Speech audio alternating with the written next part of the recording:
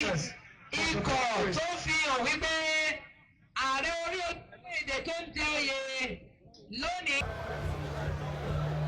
Ẹ jọ̀ọ́ bí ẹ jẹ́ ká lè bí àwùjọ láṣẹ ìdùnnú.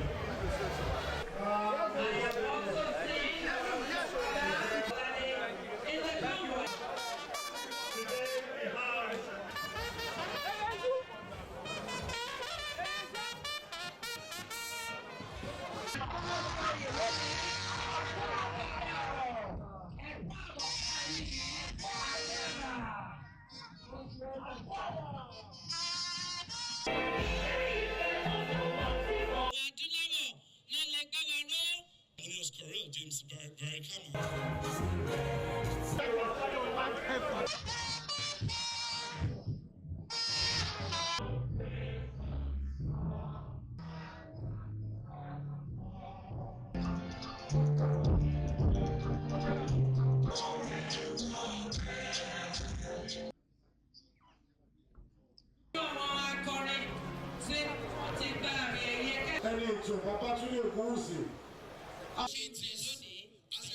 wonderful faces. Brother, please come now. What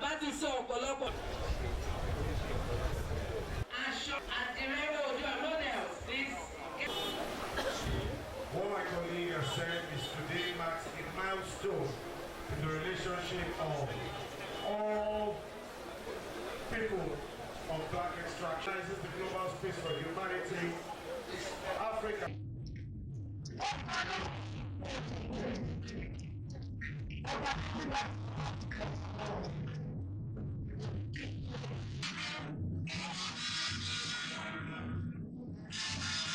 Indeed, historically, we are the same people. Because as the Ooni said, the Ghana people of Greater Accra, where our capital is, trace their origins to Ile-Ife here. Challenges. We all know what is happening in the Sahel. 3 of our members have decided to break away and form the AES. I believe that it shouldn't deter us because God put us in this sub-region together for a purpose. And so I believe that instead of ostracizing them, we must work to continue to build a bridge between ECOWAS and our brothers in the Sahel. Because our destinies are tied together. In Ghana, they say if there's fire burning in your neighbor's house, take water and go and help him to quench the fire. Because when he finishes burning his house, it will spread into your house.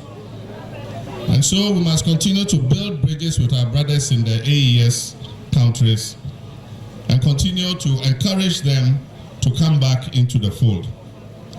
I want to thank President Tinubu for the friendship that we share. I've known President Tinubu for many years. He's been like an elder brother to me. And he's been a source of inspiration. Even when times were hard and I was in opposition, he never broke his friendship with me. And so on this occasion, I want to thank him and also dedicate this conferment of chieftaincy to him. His mediation between ECOWAS and the Sahel region is a landmark decision. At a time when many are beating drum of war, Mr. President engaged his brother president in the Sahel. President Mahama's message was that the legacy of ECOWAS must never be allowed to be destroyed. President Mahama was also on the global stage, advocating for a more united world system where hatred and anger not be a driving force in diplomatic relations.